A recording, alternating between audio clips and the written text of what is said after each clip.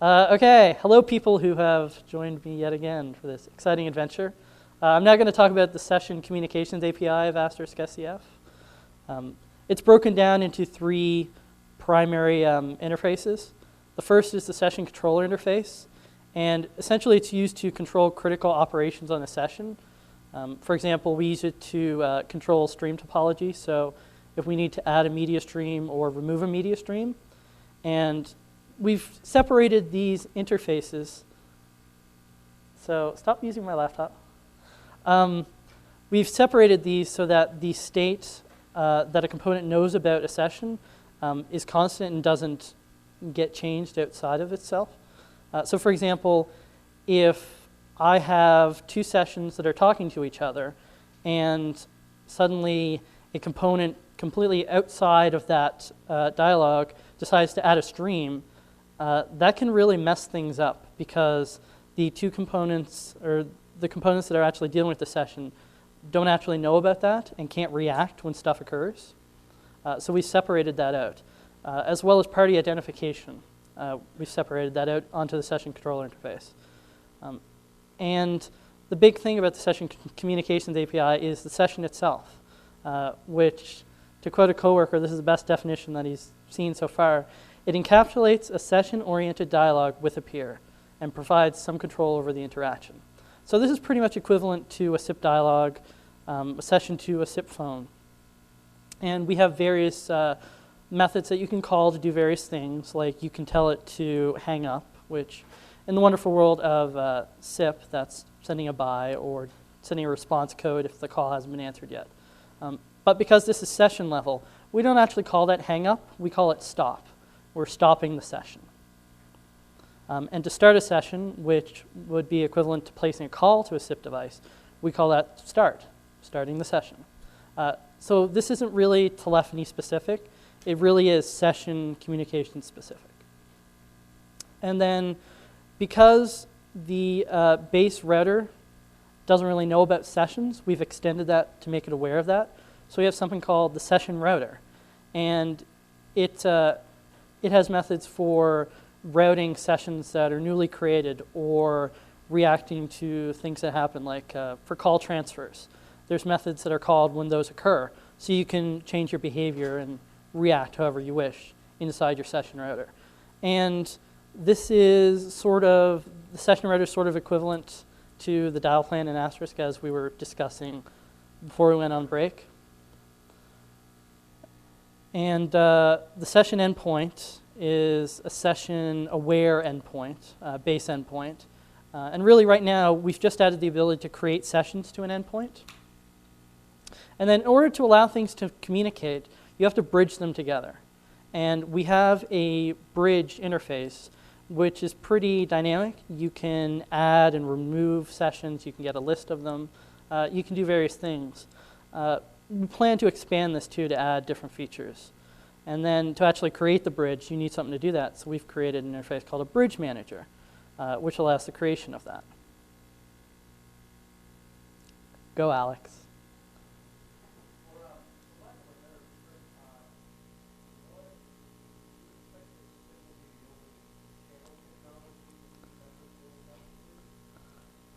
We have no channels, we have sessions. But the question is, do we expect that SIP will be the only channel technology that we implement? No, there's nothing specific about the Session Communications API. And I personally, and we as a team, we expect other things to come up as well.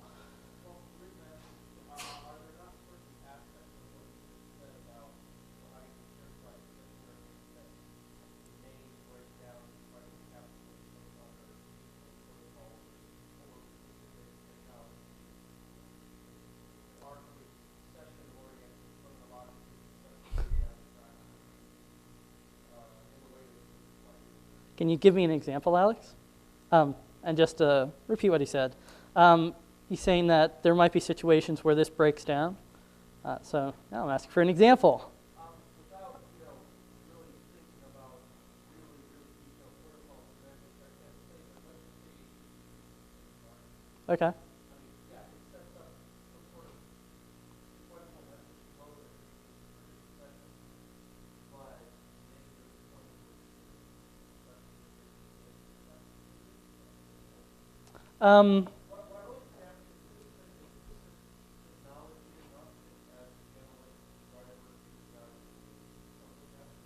yes, but these can all be extended. So if you want to allow communication between SIP and H323, as long as you can support the base level session communications API, you're fine. If you want to go further and make it so that if you call H323 to H323, you get maximum, like, I'll just use features just for word, the maximum feature set you can, which sort of goes beyond the session communications API. You could, if you wanted to, extend it to support that sort of stuff. The session communications API itself, it's not, it's really basic.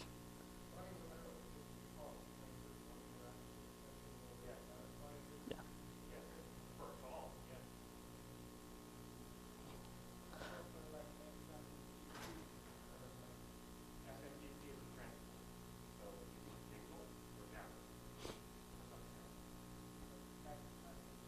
That's different.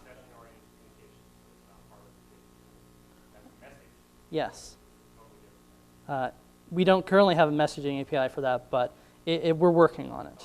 Yeah. It would not be part of the session communications API, as Kevin said. Yes, because that's session. It's a call.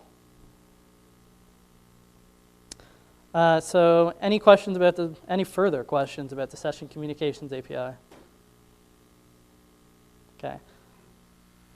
My favorite part is media. It's extremely fun. So now I got to talk about it. So the media API, we've got some primary interfaces. So I'll start you off with session.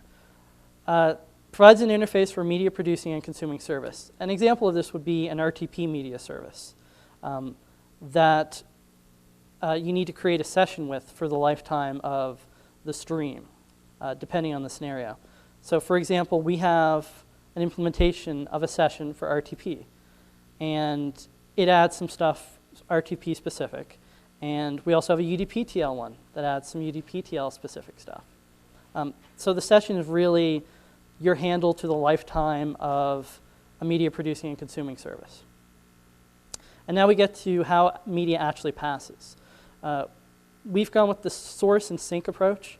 So we have a source of media called a stream source.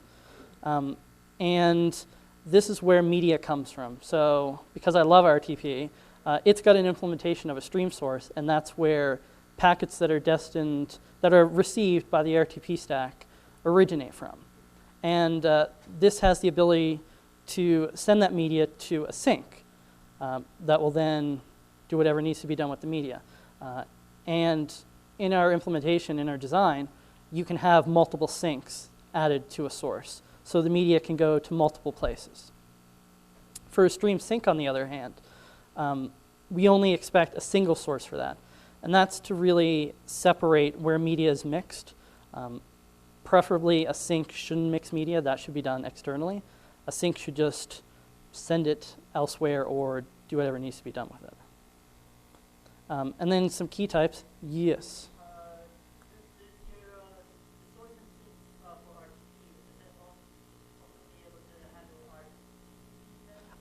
Yes, we have implemented RTCP, and actually for stream sources and sinks that originate from there, you can actually change those.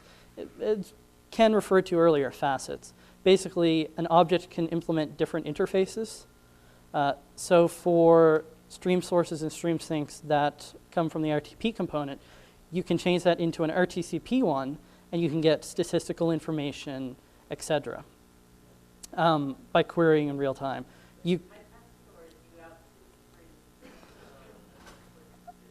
Yeah, you typecast it or checked cast it in the wonderful world of ICE.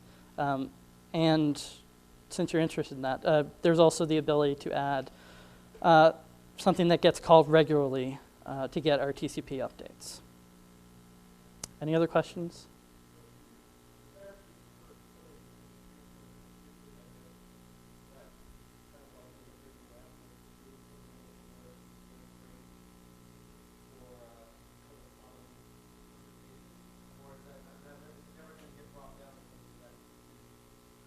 I'm trying to think if I can restate your question. Well, so again, for lack of a better way to address the question, if you have somewhat technologically compatible resources, there's facility access that brings up compatible frames or different digital formats, frames that can be implemented with, I guess, contact audio.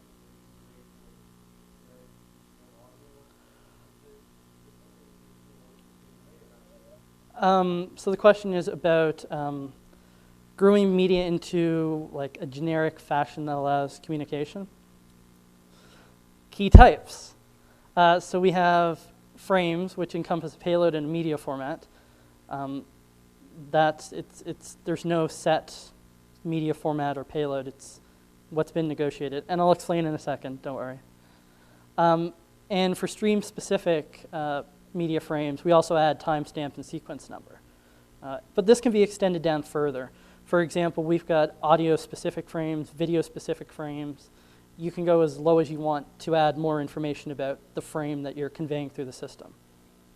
And then format, define the media format. This is pretty open-ended because the whole thing about our media format is that it's meant to be extended to really convey what the media format is. So we've got some common types like G711, ULA, ALA, sign linear.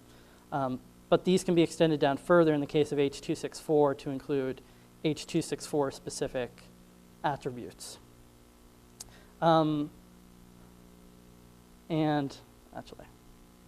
So I will get back to you, Alex. Benefits of the design. Chaining. Provides the ability to insert themselves by supporting both a sink and a source, useful for media operations. So, for example, if you've got a session that's speaking ALA, and you have a session that's speaking ULA, and you need to make them compatible. In a normal situation, if they are compatible, the source of RTP from one will go to the sink of RTP of the other, meaning the RTP packet comes in, goes to the other, and gets sent back out. But by using chaining, you can insert another component in there. So what happens is that the RTP packet comes in, it's sent to the sink of the operation performs whatever logic needs to occur, like transcoding, and then it's sent back out from its source to the sink of the other RTP sink, to the other RTP session, and sent back out. And this can go on as far as you want. So you can chain as many components together as you need, with the downside being it does add latency. Go. Yes.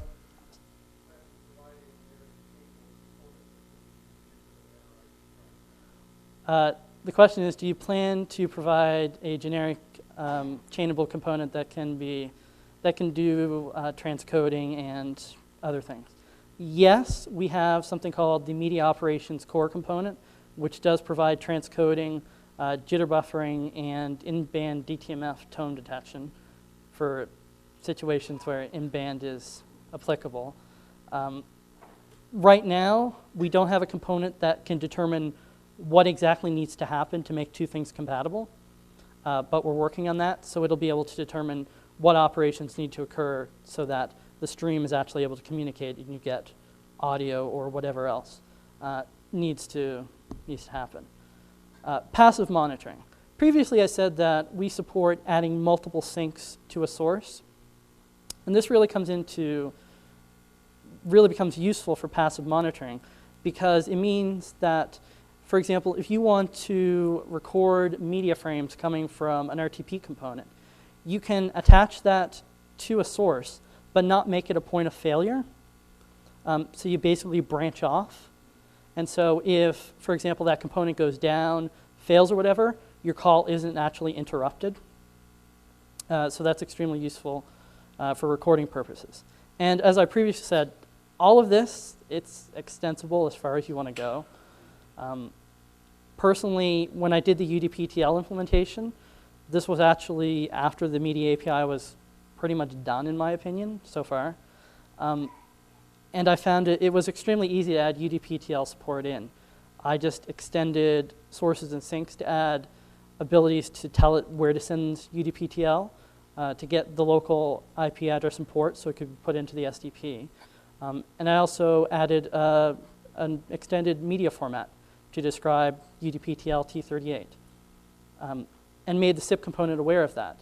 And once I did that, it all just worked. I didn't even have to edit or modify the bridging component at all because it just saw a new stream with media format T38 and that it saw or needed to create and then further saw that it was created, a stream over here with T38, and it just connected them together and media just flowed.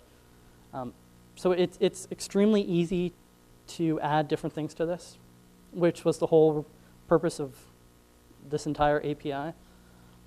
Go for it. How easy is it to convert a media event into session event? For example, say you have a on one side and you think RTP on the other end, or you have RTP fast video refreshing in terms of explicit from a bottom capacity. So we don't so the question is, how easy is it to convert, for example, SIP info to RFC 2833 or an RTCP video update thing to an info packet? For the RTCP question, we don't currently support that, but off the top of my head, it wouldn't be that hard to actually add. As for your question about SIP info and RFC 2833, Mark Michelson has developed a telephony events interface specifically for that. So that DTMF and telephony events have their own way of communicating and being connected together. They're not treated as a stream in the Media API. It's another stream, but it's separate from the normal stuff. Your question, go.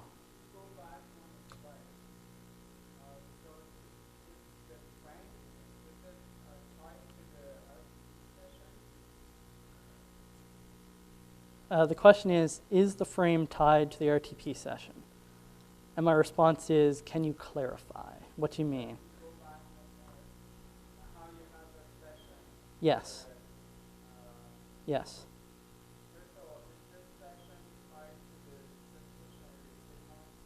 Yes. For our implementation, it is. It's strictly a media session. So the SIP component, because it utilizes RTP, internally it keeps track of RTP sessions that are active, but those aren't exposed to the system at all. The only things that are exposed are sources and sinks.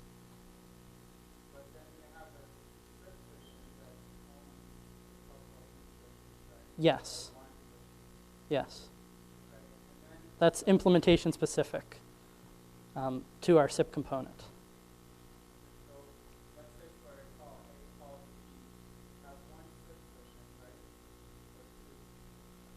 You would have, depending on when you ask the question, you have one or two. Depending on when you ask the question, you have one or two.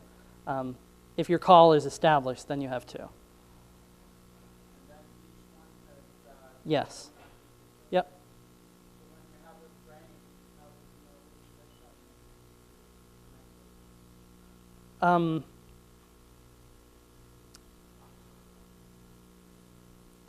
So the question is, when you have a frame, how do you know what session it is connected to? Syncs you tell a sync where its media is coming from. So you know where the media came from. In reality, that doesn't quite matter. It's hard to explain.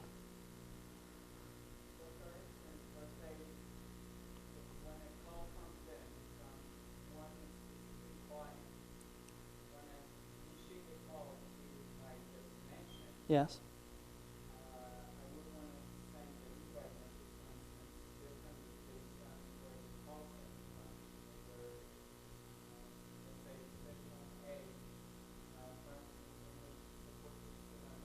Mm-hmm.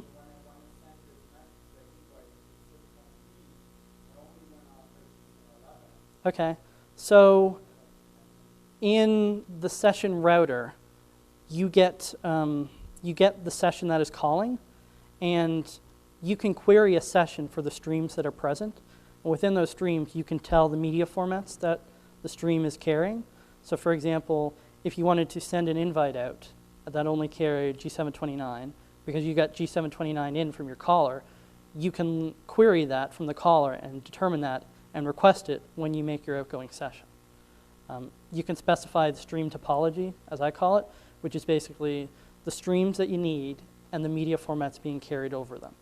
So if you get an invite coming in with 2 audio streams, 3 video streams, and I don't know, I'm just going to throw a fax stream in there just because I can, then you can get the stream topology in your stream router, determine what's important to you, whether you just want to send an invite out with 1 stream of audio with ULAW and do that, or you can send the entire thing. It's totally up to you.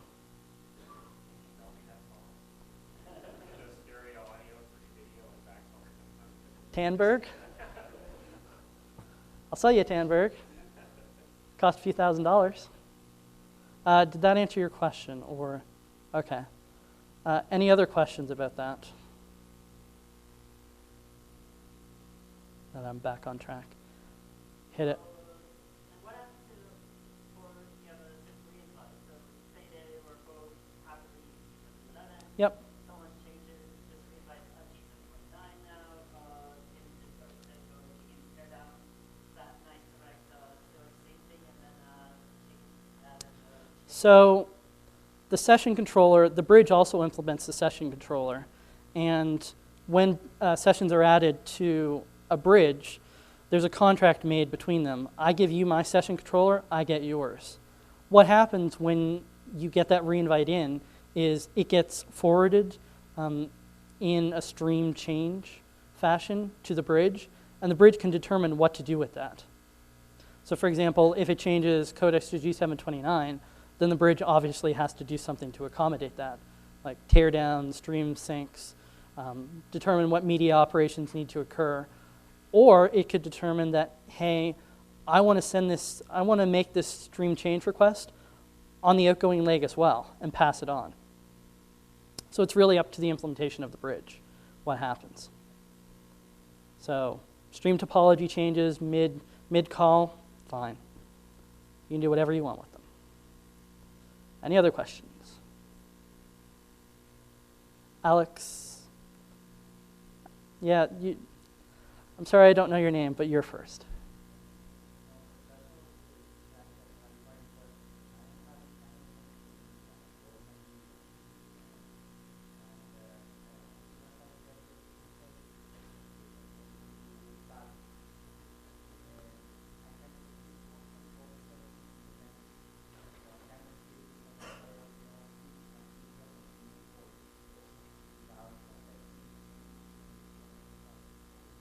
Mm-hmm.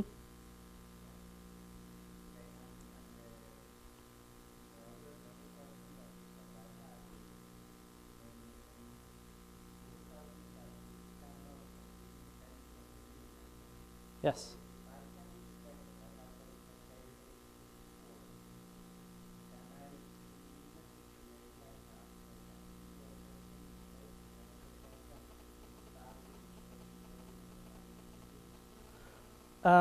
So the question is, if I see H.264, can I immediately create a video session? There's not really, we don't have session types. We just have what is being carried on the session. So that determines, based on the implementation, what happens.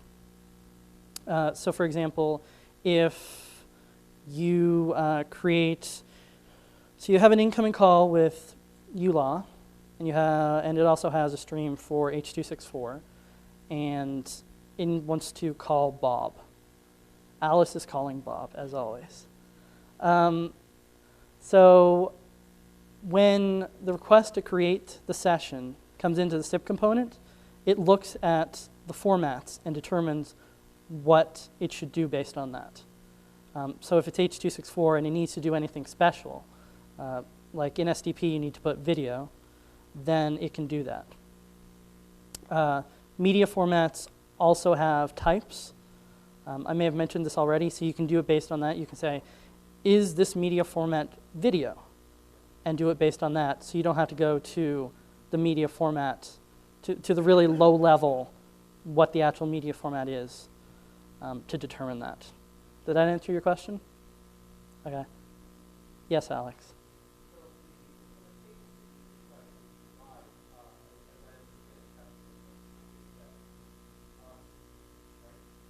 Yes.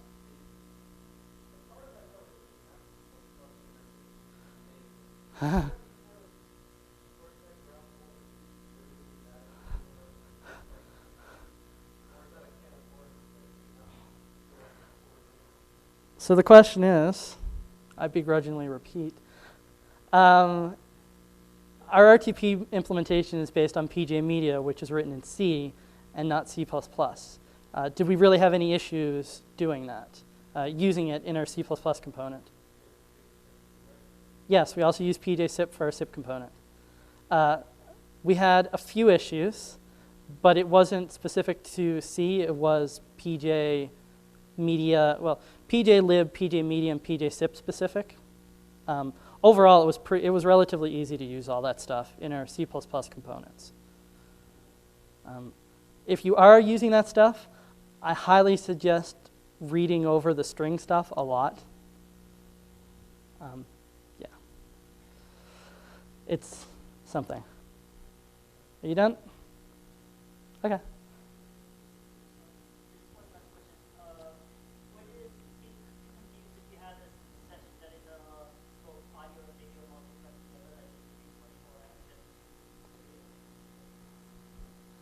It's not something we've gone down the road of. The question is, would stuff get confused if you had multiplexing going on, basically? It's not something we've explored yet or made the API aware. For our uses currently, we're not running into that stuff. But Ken has brought that up to me a lot. So we are aware of it. Moving right along.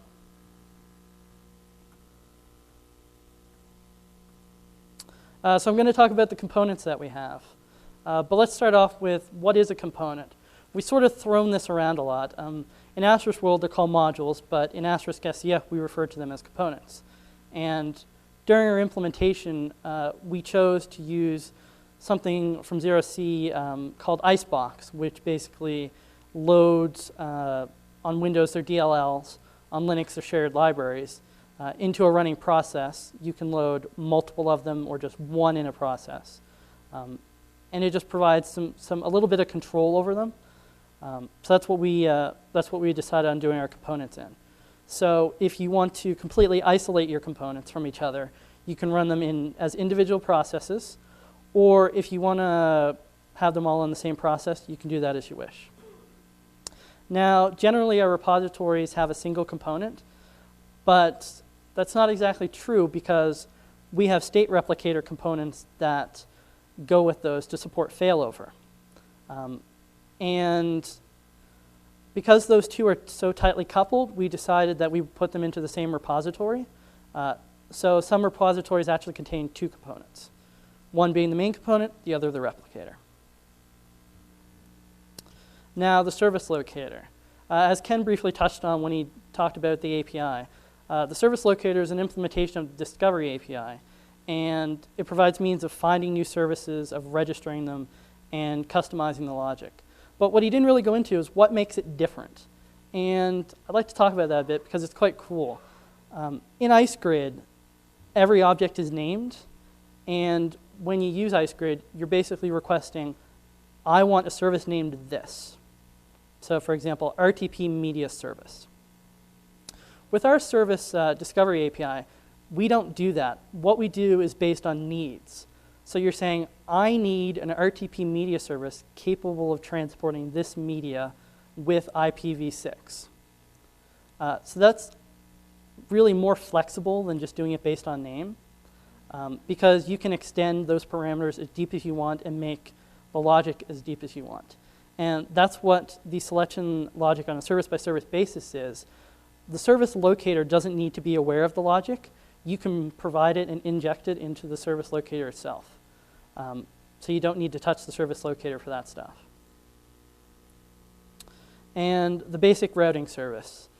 It's an implementation of the session router interface. It's currently written in C++. But as you can see there, voted most likely component to be rewritten by everyone. We envision in the future that this being rewritten to be in Python probably, to make it easy for people like you to change it as you see fit. So you can customize the routing logic as much as you want. And bridging. A session communication system isn't really useful if you can't communicate with it. So we have a bridging component which takes sessions and finds ways to make them compatible so they can talk.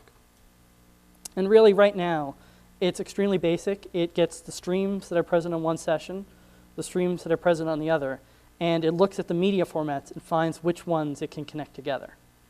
In the future, like I've said before, this will have to be extended and something provided so that media operations can be added so that transcoding will occur if need be. And like I said before also, I didn't have to modify this at all to make UDPTL work. So if you want to add your own type of media, for example, BFCP, you shouldn't have to touch anything here. And it's also responsible for passing indications back and forth. For example, ringing. So you get ringing from one endpoint, you need to relay it over to the other, hold, etc.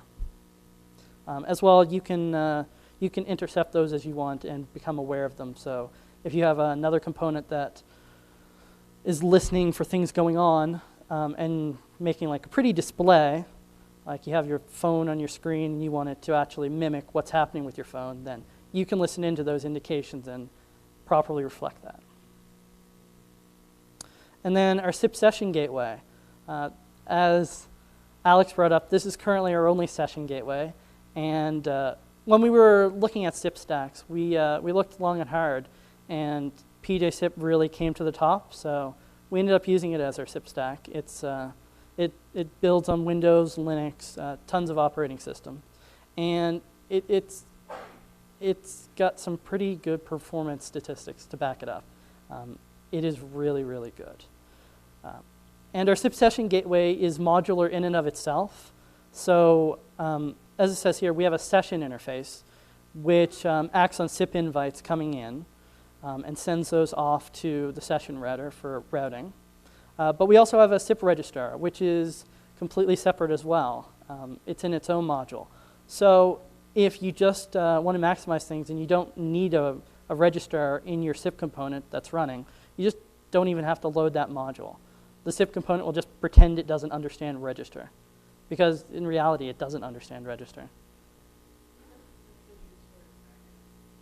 The question is, what does it use as its backend? There is no database. You're going to have to elaborate on what you mean by that, in what context.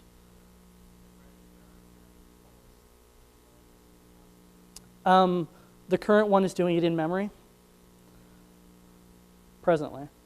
But I believe it's I haven't looked at the registrar that much myself. Mark Michelson did that.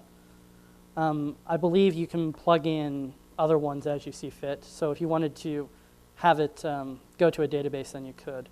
But just to get the primary infrastructure in, we did just an in-memory one for now.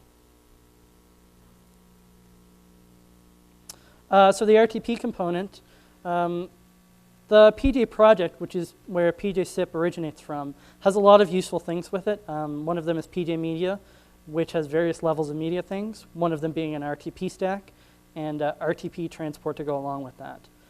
So this is what we've chosen to use for RTP.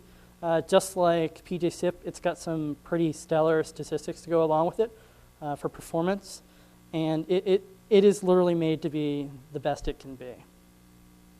So we use that underneath the RTP stack, or the RTP component rather, and it implements the media session, stream source, and stream sync interfaces.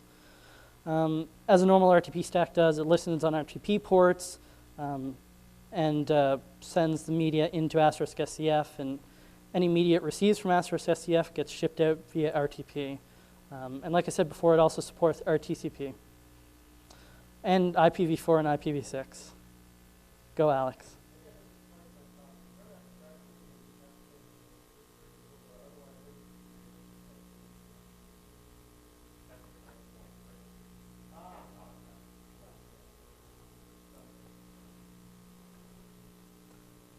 Thanks for answering for me. So the next component is MediaOperationsCore. Originally, I wrote a component that just understood ULAW and ALAW, but as I was writing it, I figured out that there's not really a lot of logic to this, and I can abstract it a ton. So I ended up coming up with a MediaOperationsCore component, which allows you to either, from code, add understanding of different media formats, or via configuration. And since right now, SIP and RTP is the only, SIP for sessions and RTP for media is the only two things we support. Right now, it only understands SDP. So when a SIP invite comes into the SIP component, it looks through its configured formats to determine, hey, what should I contact to interpret this into a media format for me? And it then calls out to, in most cases, MediaOperationsCore, which takes the SDP and creates a media format class, which has all of the SDP information in it. And it can do the translation the other way. So if it has a media format class, which is part of our API, and it needs to convert that into SDP, then the MediaOperationsCore component can do that. It takes in the media format class and produces SDP. And any component can really do this. So if you need to add support for a new media format that's more complex than just being defined in SDP, then you can write your own component that can look at the SDP and interpret that as it needs to. For something like H.264, which you can't, it's not really black and blue or white and black. You really need to interpret that and understand what the SDP means. Then you need to write custom logic to understand that. And then MediaOperationsCore, which is where our operations currently exist. So we've got some translators for common audio formats like ULAW, ALAW, and G722, as well as we have a jitter buffer that's currently under process of being tested and tweaked, which uses WebRTC's NetEQ to do jitter buffering of frames in *SCF. And we also have an in-band telephony event detector that's being worked on for cases where you need to do in-band DTMF detection, which hopefully aren't many. Yes, we could have used PDA Media for that. Any questions about those? Nothing at the moment. There was a question back there.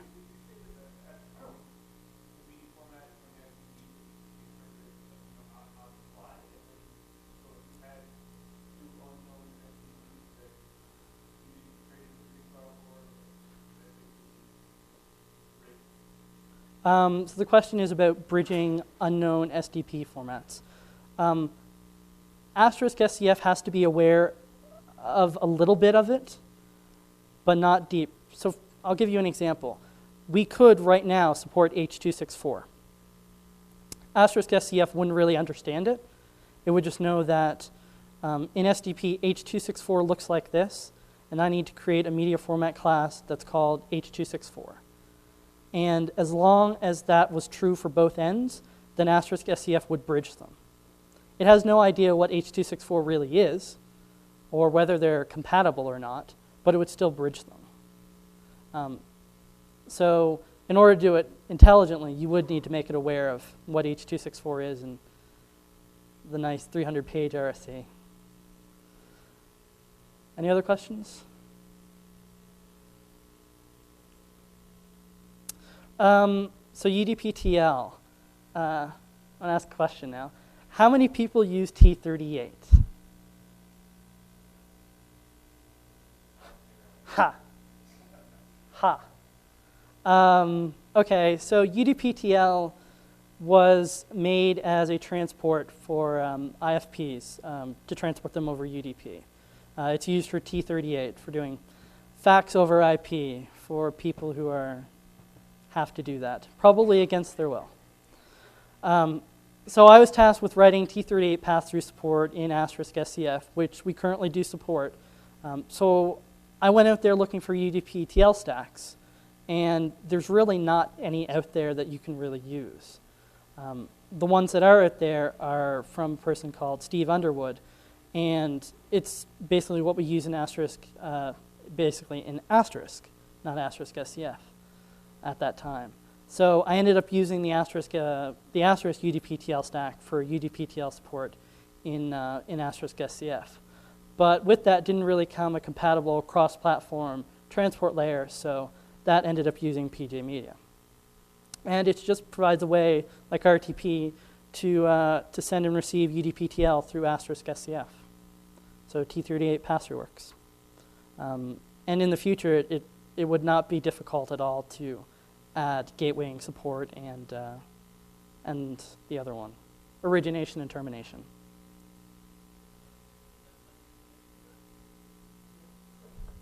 I commit to nothing. Is it something we're committing to? The answer from the Director of Software Technologies. We can pass it through, send it to Asterisk, and then Asterisk can do the termination and origination and all that jazz. But I'm just saying, really, if someone wanted to, it would not be difficult to add it to *SCF. I just won't be doing it because I don't like T38. So the logger is, as it says, provides for a method to record messages while *SCF is running across the entire *SCF cluster. It's pretty simple to use. It provides an OStream style logging to a file or over ICE. So if stuff is happening, you can log it to a file and look at it later. And yeah, allowing logs to exist on different servers if desired. Our components use that heavily to print what is happening. If a logger server is not actually running, it'll just print it to the screen, so you don't really miss messages, unless you're not looking at the screen. As well as we went through developing components, we found, yet again, more common logic. So we've put some ICE utility-specific stuff into its own repository. And these are just helper classes, basically. Smart Proxy is a wrapper around ICE proxies, which are what are used to communicate to remote objects or find them. The Smart Proxy uses the service locator to figure out where a component is. But if the service locator isn't running, then it can't find that information. So the Smart Proxy will do the lookup the next time you try to use it. The base component, as we wrote components, we found, well, we all did them somewhat different, but really in the end, they were all doing the same thing. So we ended up writing a base component that components can use to really not have to do the common logic that occurs, like replica stuff or registering services with the service locator and stuff like that. So almost all of our components use that. As well, the work queue and thread pool are used in the SIP component to serialize data. And there's also many more that we have. So any questions about that? Because I do believe that's it for me.